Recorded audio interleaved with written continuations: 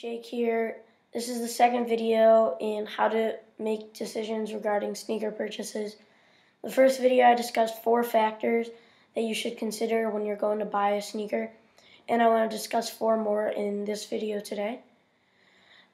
The first quality I'm going to discuss is quality, and that's how nice the sneaker is, if there were any manufacturer's errors, how nice the materials are, the construction, all this stuff. Now, even if the sneaker is early and you want to buy it on release date, check YouTube and the internet.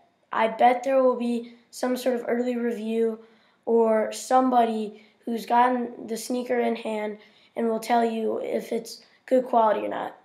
And you want to consider this because if you're not getting not limited sneakers as in like the sneaker is limited, but if you're not getting that many sneakers, you definitely want to make sure the sneakers that you do get the most bang for their buck. So quality is a big one, and if it's already released, if there's a way you can look at a video or go see them in hand, see if you like how they're built, see if you like the materials, because if you don't, it should be a flag that maybe you don't want to get them. The next factor is a big one, and it's diversity.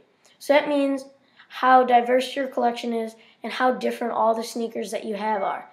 So this can include brand, material, color, style, maybe if it's like a collaboration. Any of these things should be considered.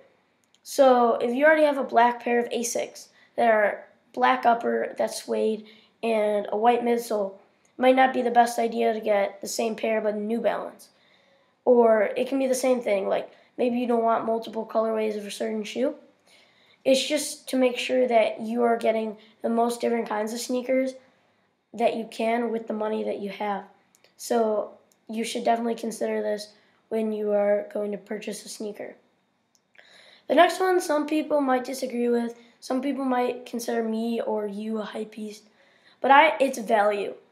So I think that if a sneaker is worth $300 resale and you have the opportunity to buy it at retail or less than resale, that might be something that you want to consider when you're going to purchase the sneaker, and it might make you more inclined to buy it. Or if the value is less than retail and you're going to purchase for retail, maybe you should look into it and decide where you're going to purchase it from.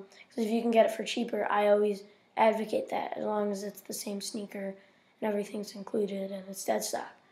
So value is definitely important. Some people might say buy what you like, and that's true. Make sure you're paying what you should be paying for the sneaker. So you shouldn't be paying any more than it's worth. And if you can pay less than what it's worth, go for it. The last one is an obvious one, and that's price. So a lot of sneakers have different value, and that's like the manufacturer suggested price. And that's definitely something to look into, like how much you would be paying. So it just like depends. Like if you really want a basketball sneaker and it's $200, but you want a runner that you only wanted a little bit less, you have to think to yourself, would you rather have the basketball sneaker or the runner and $120? That's the way I look at it. Would you rather have X or Y plus the amount of money you would be saving? So hopefully all these things are helpful for you.